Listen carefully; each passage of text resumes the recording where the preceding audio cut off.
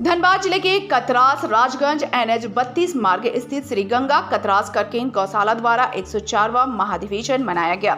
9 दिवसीय गोपाष्टमी महोत्सव का आयोजन किया गया था। गोपाष्टमी महोत्सव के समापन दिवस पर मुख्य अतिथि के रूप में गौ सेवा आयोग अध्यक्ष राजीव रंजन मुख्य रूप से उपस्थित हुए। इसके साथ ही बागमारा विधायक धर्मपत्नी सावित्री देवी, जिला परिषद अध्यक्ष शारदा सिंह सहित अन्य गणमान्य लोग उपस्थित हुए। आयोजन समिति ने सभी को सम्मानित किया। मौके पर कवि सम्मेलन का भी आयोजन किया गया। राजस्थान, मध्य प्रदेश, उत्तर प्रदेश से आए कवियों ने कविताएं प्रस्तुत की। मौके पर उपस्थित श्रोताओं ने कवि सम्मेलन का आनंद लिया। सांस्कृतिक कार्यक्रम, कवि सम्मेलन और समापन के मौके पर आए मुख्य अतिथियों को सम्मानित कर अधिवेशन का समापन किया गया। वहीं गौ सेवा आयोग अध्यक्ष ने कहा कि गौशाला को आत्मनिर्भर बनाने की दिशा में कार्य किया जा रहा है। लंबे अंतराल के बाद आयोग का गठन हुआ है। राज्य में 23 निबंधित गौशाला संचालित है। गौशालाओं को हाई मास्क लाइट उपलब्ध कराया जाएगा। साथ ही गौशाला की भूमि के संरक्षण और संवर्धन के लिए प्रतिबंधित सूची में डाला जाएगा, जिससे कि कोई इसका गलत लाभ नहीं उठा पाए। गंगा गौशाला कतरास के तमाम जो आयोजनकर्ता समिति के लोग हैं, अध्यक्ष श्रीमान सुरेंद्र शर्मा जी हों, मित्तल जी हों या तमाम लोग, इनको साधुवाद देता हूं कि उन्होंने इतना बड़ा आयोजन किया और इनके अथक मेहनत और लगातार प्रयास के जरिए ही आज ये गौशाला अपने 104 वर्ष का इतिहास बना चुका है। आप सभी जानते हैं कि आयोग का गठन लंबे अंतराल के बाद हुआ है। आयोग के स्तर पर जितने निर्णय हम लोगों ने लिए हैं, जैसे हमारी गौ माता हमारा दायित्व के जरिए लोगों को गौ सेवा का एक प्लेटफॉर्म मुहैया कराना, एक वेबसाइट बना करके राज्य के अंदर जो 23 गौशालाएँ संचालित हो रही हैं उनके पूरे डेटाबेस को तैयार करके तमाम लोगों को इस बात की जानकारी एक क्लिक पर मुहैया हो जाए कि किस गौशाला की क्या स्थिति है, कितने गौवंश कहाँ हैं, उनको गोद ले सकें जितनी जिनकी क्षमता हो।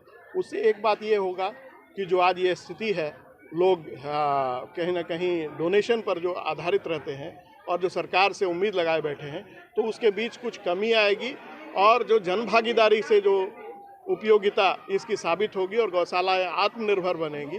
और जो अभी जो हमारा बजट जो कर्णांकित है उसके जरिए हम अन्य योजनाओं को इस राज्य के अंदर ला करके और ख़ास करके गोबर निर्मित वस्तुओं के निर्माण के लिए जितने उत्साही युवक हैं, आज एकल अभियान की चर्चा हो या अन्य कहीं संगठन, बहुत सारे संगठन ऐसा काम कर रहे हैं।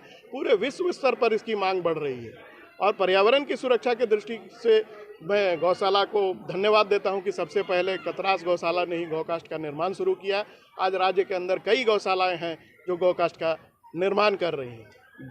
वन भूमि के कमी के कारण जो समस्याएं आती थी, तो हाइड्रोपोनिक्स घास हो या बायोगैस प्लांट के लिए हम लोग NDVB से MOU करके इस राज्य की सभी गौशालाओं को आत्मनिर्भर बनाने की दिशा में एक कदम उठा रहे हैं।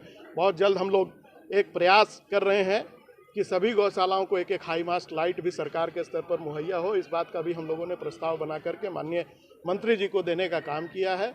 साथ ही साथ गौशालाओं की जो भूमि की समस्या है, उसके संरक्षण और संवर्धन की जो समस्या है, उसको लेकर के भी एक निर्णय हम लोग लेने वाले हैं और इनके मांग पर, गौशाला संचालन समिति के मांग पर, इनकी भूमि को प्रतिबंधित सूची में डलवा कर, ताकि किसी प्रकार के गलत लोगों की दृष्टि इनकी जो दानदाताओं के द्वारा दी गई भूमि है उसका संरक्षण हो सके, उसके उपयोग जो है किसी अन्य कार्यों के लिए नहीं हो। शासन अपना काम करेगा। जब से हमने पदभार ग्रहण किया है, इस बात को स्पष्ट रूप से कह दिया है कि इस राज्य के अंदर गौ सेवा के नाम पर अब अराजकता फैलाने की इजाज़त किसी को नहीं होगी और प्रशासन जो कानून है उसका अनुपालन सख्ती से करेगा।